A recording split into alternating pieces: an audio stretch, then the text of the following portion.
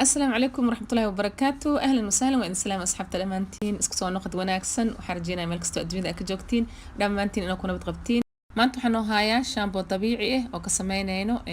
qasil ama quse ama sidir nin walba soo yaqaano. shaambo waxa waaye u fiican timaha meesha ay ka soo baxayaan marka hore gawi ka dhigayso oo xoog u yeelayso oo timaha soo bixinayso oo dheereynayso. sidoo kale waxa waaye shaambadan timaha waxay ka ilaalinaysaa go'itaanka aflaaqaday u fiican tahay iyo agoolka. shaambo waxa waaye dabiici ah maasha Allah aad iyo aad ugu heli doontiin insha Allah haddii si toos loo wadane. waxa waaye timaha waxay noqonayaan timo caafimaad leh oo dheer oo badan laana shaambadan waxaan ka sameynayna waxa waaye qasil ama quse. qasilkan waxa waaye asxaabta wuxuu caan ku yahay timaha inuu badiyo oo bixiyo. ما شاء الله وأركتين ماسكات كيسة ماسكات بدنا هذا كوران كسو سمي sidoo kale waxaa jirta shaambo hore aan kusoo sameeyay hadana waa tanaa shaambo waxaan ka sameynayna aad u fudud marka waxaan idin asxaabta ka faa'iideystay insha Allah waxaan idin ku codsanayaa videoga inaan like tano badisiin oo like badan aad saartiin waa kana asxaabta qasilkan isticmaalayno qasilkan waay ma sha Allah qasil cusub waaye qasilka markuu cusub yahay oo fresh yahay waxa ku ogaanaysaa cagaar waaye ma sha Allah mana ahan cagaarka oo xajir cagaar oo fals ah jiro qasilka isku mid ma aha qasilka markuu dabiici yahay cagaarkiisa gooni waay mid oo xajir oo cagaarkiisa yani full oo yahay cagaar zaid oo yahay laakiin cagaarkaas waxa waaye cagaar ma ahan yani yumkin waxa lagu diray loona lagu diray ma aha marka cagaarkaasi tood cagaar oo dabiici ah cagaar waxa waaye oo loon lagu diray marka qasilka inuu aad u cagaaran yahay cagaar dabiici ma ahan marka qasilka waxa muhiim ah inaa markaas soo gadinayso si fiican iskaga fiirsid yani inuu dabiici yahay inuu ahayn waxa loo baahan yahay inuu ku ahaado qasil oo nadiif ah oo cusub inaa heshid qasilka marka asxaabta waxaan ka isticmaalaynaa laba qaado waaweyn oo qasil ah ama quse waxaan kula darsanaynaa 2 bakeeri iyo bar oo biyo oo kuleel ah marka hore bakeeri koowaad aan ku dareynaa waa qasaynaa kadib haddana bakeeriga iyo barka gadaal ugu dareynaa markaas insha Allah كما كروا قصينا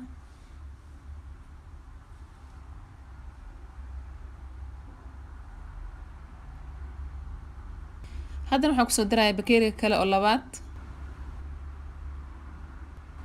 قدالنا نحن أقدرنا أصحابتي نص بكيري مركلا بدل قاعد وين وحاول استعمال السين لو بكيري إبر أو بيكولل ما شاء الله قصل كأنك استعمال هذا وحوي قصل أو فريش عقار كيس عقار طبيعي أو كالس كأرك كإذن كان وحوي مركي أسوق دنيسين وحا مهم قصل كي النوع هذا قصل طبيعي كلر أو لهين إن جديد يعني قصل كمركي أو قديم هاي وحوي وحكو سبب كرا عنعنو كو سبب كرا مركو حافي عن إن أسوق دتين يعني قصل عصب أو نظيف هذا waxaan sameeynaa qasilka waxa waaye muddo u sugeynaa wada booleynaa yani waxa u sugeynaa adii ilaa nus saac kadib markaas isku soo noqonaynaa insha Allah waa kana asxaabta haddana nus saac kadib qasilkeena waxa waaye saas soo noqday haddana waa miireynaa yani si toos muu isticmaalayna waxa waaye laazim inaan miirno waa qashin iyo wixii uu leeyahay iyo qasilka يعني qaybta oo yani oo culus oo kale yani sida maaskada oo kale si toos ah loo isticmaalaa markii qasilka la isticmaalayo laakiin se markii shaamba aad inaad ka dhigatid laazim in la miiro waaye marka waa miireynaa laano waxa waaye biyaha aan ku shubnay waxa waaye fitamiinaadka ku jiro dhan biyahay soo raaceen aan uga baxaynaa marka ma u baahnin intaas oo qashinka ma u baahnin waxa u baahanahay bas biyihiisan ka qaadanaynaa haddii la qasana waxa waaye biyaha kaligiis ma soo raacay markii la miirayo yani qasilkii oo naacim ah soo raacay oo si fiican u qasmay marka inta yar oo qashinka leen ka miireynaa waa kaas asxaabta haddana markaa miirnay qasilkeena saas oo noo noqday haddana waxa waaye waa shiideynaa si fiican u shiideynaa si aan u helno xumbadiisa sidoo kale si oo naacim noogu noqdo oo timaha nooga qabsan si fiican u shiideynaa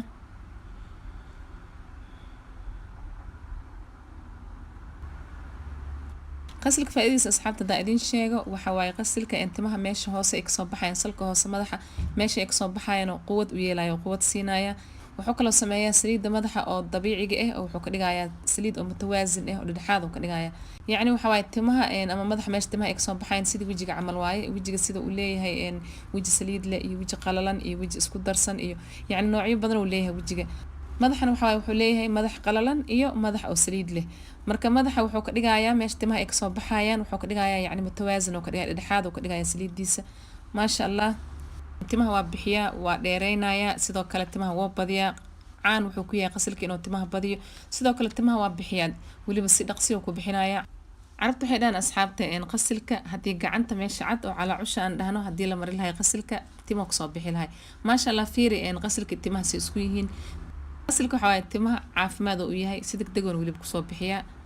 sidoo kale qasilka timaha go-aayo aad ugu fiican yahay timaha go-aayo daawo u yahay aflaaqada u fiican yahay agoolka waa u fiican yahay maasha allah timaha qafiifka ee timaha haddii ay qafiif yihiin aad u kaaga saacidaya waxa waaye timaha qafiifka ah isla markii soo celinaya waa badinaya quwada siinaya xooga u yeelaya maasha allah tabaaraka allah waxa waaye qasilka faa'iidadiisa wax la soo koobi kara ma aha dhinaca timaha iyo dhinaca skinkaba aad iyo aad u qurxiya marka waxaa idin leeyahay asxaabta ka faa'iidaysta insha allah isla ogaada shaambadaanito shaambo aad idin anfici doonto waaye maasha allah markii aan soo shiidnayna waa kaasa asxaabta saas oo kusoo baxay yani wuxuu noqday sidii shaambo camal uu noqday xumbo fiican uu yeeshay haddana asxaabta waxaan kusoo darsanaynaa 2 qaado oo shaambo ah shaambo caadi ah shaambada aad ku naasibtay oo timaaga u isticmaashida markaas waxa ka qaadanaysaa 2 qaado marka shaambadan aan ka isticmaalnaa shaambo naasibta waaye shaambo fiican waaye ma xumo shaambadan waxaan ka qaadanaynaa 2 qaado 2 qaado marka aan ku darsanaynaa qasilka 2daas qaado ku dareynaa si fiican ugu qasaynaa si fiican ugu walaaqaynaa shaambada marka lagu darana waxa waaye in lagu shiido ma aha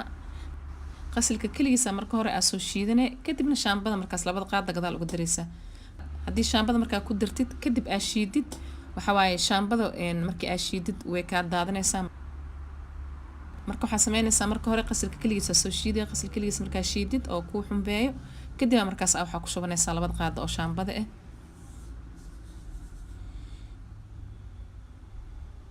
haddana waa kaas asxaabta shaambadeena dabiiciga ah oo qasilka saas diyaar noogu tahay caagana marka aan ku shubanaynaa oo shaambo hore nooga dhamaatay oo si fiican u soo dhaqnay caagana u isticmaalaynaa aan ku shubanaynaa caagana marka aan ka isticmaalaynaa insha Allah waxaan u isticmaalaynaa dubnad si oo shaambadeena ay nooga daadan dubnadana isticmaalaynaa maasha Allah shaambo oo waxay ku soo baxday qurux badan oo kaal iska arag ah shaambo caafimaad leh oo kiimika aan lahayn shaambooyinka waa aragteen asxaabta badanaa kiimika ay leeyihiin ilmaha waa loo isticmaali karaa caruurta waa loo isticmaali karaa timaha waa loogu dhaqaa yar iyo weyn isticmaali karaan shaambadani tad shaambo dabiici ah aad u fudud waay basiid ah timahana waxa waaye caafimaad u ah oo daawo ah marka ka faa'iideysta insha Allah